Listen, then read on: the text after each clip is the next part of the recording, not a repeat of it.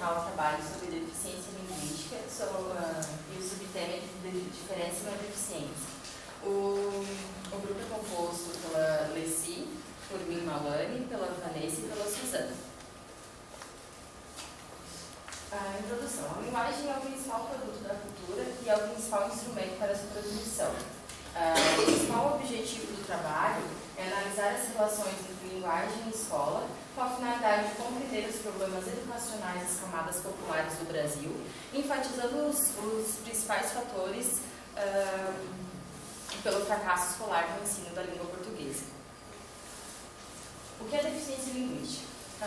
A ideologia de deficiência ela surgiu na década de 60 nos Estados Unidos e se expandiu para os outros países como a Europa, a América Latina e entre eles o Brasil, na mesma década.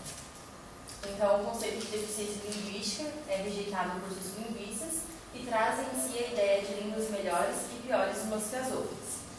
Ou seja, não há uma língua superior que a outra. Cada linguagem atende às necessidades de cada sociedade a quem se destina, atribuindo então a função da escola à adaptação do aluno na sociedade.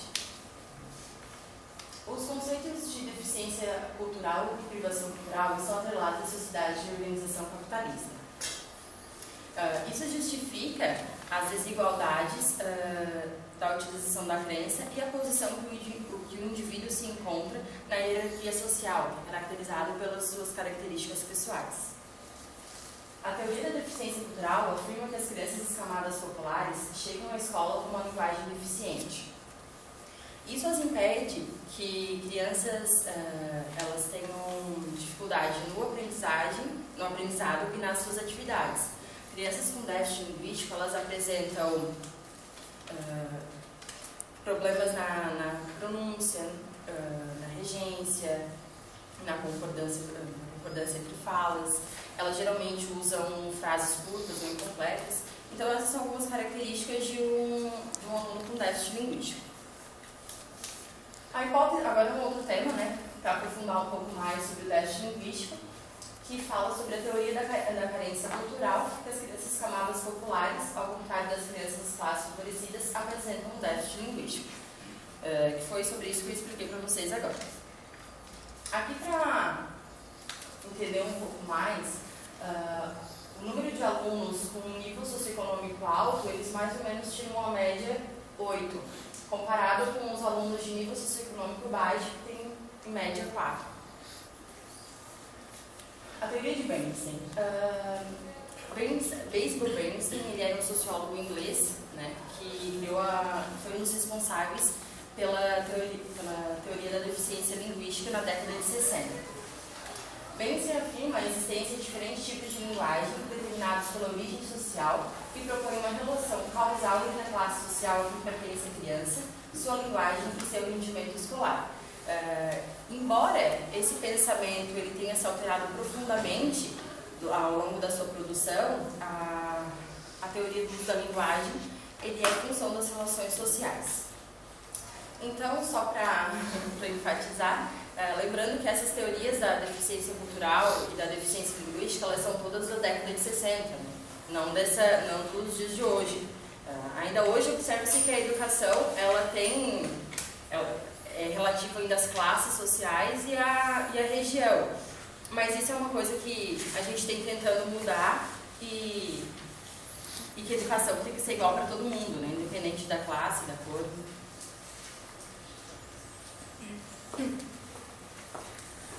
Bom, eu vou falar sobre a diferença, não é deficiência, o mito da deficiência linguística. Então, assim, quem criou esse conceito foram os sociólogos, sobretudo os psicólogos, que desenvolveram esse conceito da deficiência linguística. Só que ela sofreu várias críticas por parte dos linguistas e especificamente dos sociolinguistas, que eles acham que esse conceito ele expressa uma impropriedade científica.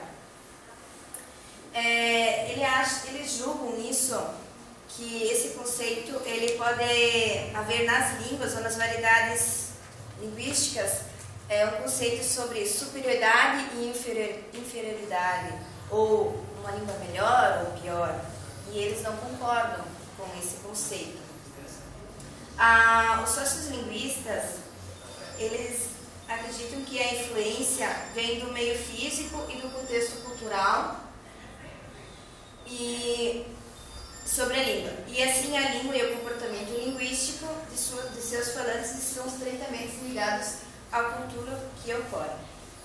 O estudo das línguas das diferentes culturas deixa claro, da mesma forma, que não há línguas mais complexas ou menos complexas, mais simples ou mais lógicas, menos lógicas. Todas elas são adequadas às necessidades de cada cultura e igualmente validadas como instrumentos de comunicação social.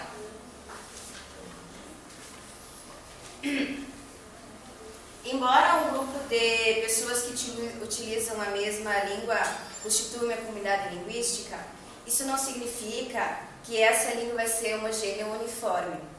Existe uma diferença geográfica e social entre os segmentos de uma mesma comunidade linguística que resulta em um correspondente processo de diferenciação linguística, que pode ser nos níveis fonológicos, léxicos ou gramatical. Por exemplo, as variedades regionais, falares ou dialetos regionais aqui do Brasil. Por exemplo, os falares amazônico, o nordestino, o baiano, o fluminense, o mineiro e o sulino. Sobre o uso da concordância verbal do dialeto padrão e do dialeto não padrão, pode favorecer o julgamento de uma forma linguística como certa ou errada, e é de natureza puramente social e preconceituosa. Por exemplo, o dialeto padrão da língua portuguesa. A flexão de número e pessoa ocorre em todos os casos. Eu quero, tu queres, ele quer, nós queremos, vós quereis, eles querem. Já no dialeto popular, a flexão em geral ela ocorre na primeira pessoa. Eu quero, tu quer, ele quer, nós quer, eles querem. Para as pesquisas sociológicas a respeito sobre esse dialeto popular, em várias regiões do Brasil, mostra uma ausência da flexão de número e pessoa na concordância verbal. Mas ela não é considerada como um equívoco por ignorância da pessoa, não. Na verdade, ela evidencia a existência de uma regra, de uma regra aplicada de maneira sistemática e não aleatória, seguida pelo dialeto popular, criado pelo dialeto popular. Então, a decisiva contribuição de Labov. Então, o Labov, ele era contra essa teoria linguística, ele era contra esse conceito, porque ele fez os estudos deles a partir das crianças do gueto dos Estados Unidos, e ele diz assim, que esse conceito ele foi criado pelas dificuldades de aprendizagem na escola, da classe social desfavorecidas, e que, segundo ele, isso é criado pela escola e pela sociedade em geral, e não pelo dialeto não padrão falado pelas minorias. Labov rejeita completamente o conceito de deficiência linguística, que ele considera ser um mito, sem nenhuma base na realidade social. Por quê? As crianças do gueto, elas recebem bastante estímulo verbal, dia e noite. Eles usam uma linguagem bem estruturada, melhor do que as crianças da classe média daquela região. E outra coisa importante é que a cultura negra dos Estados Unidos, eles atribuem mais valor à comunicação oral do que à classe média. E já a classe média, ela prioriza mais a linguagem escrita. Labov também insiste na importância social do papel linguista, que seria ele que deveria demonstrar as falácias da teoria, não construída por especialistas que não conhecem a natureza da linguagem e não têm noção nenhuma correta das relações entre um dialeto padrão e um dialeto não padrão. Então, para se avaliar a verdadeira capacidade verbal de uma criança, seria necessário estudá-la no contexto cultural em que essa capacidade se desenvolve e em situações naturais onde ela é submetida. E a nossa conclusão é de que a teoria das diferenças linguísticas há apenas um conflito funcional entre os dialetos. Ela tem o mesmo valor, mas é só um aceito, portanto, os falantes vão ficar sem oportunidade, sem alternativa mesmo. Alguém tem alguma dúvida, algum comentário?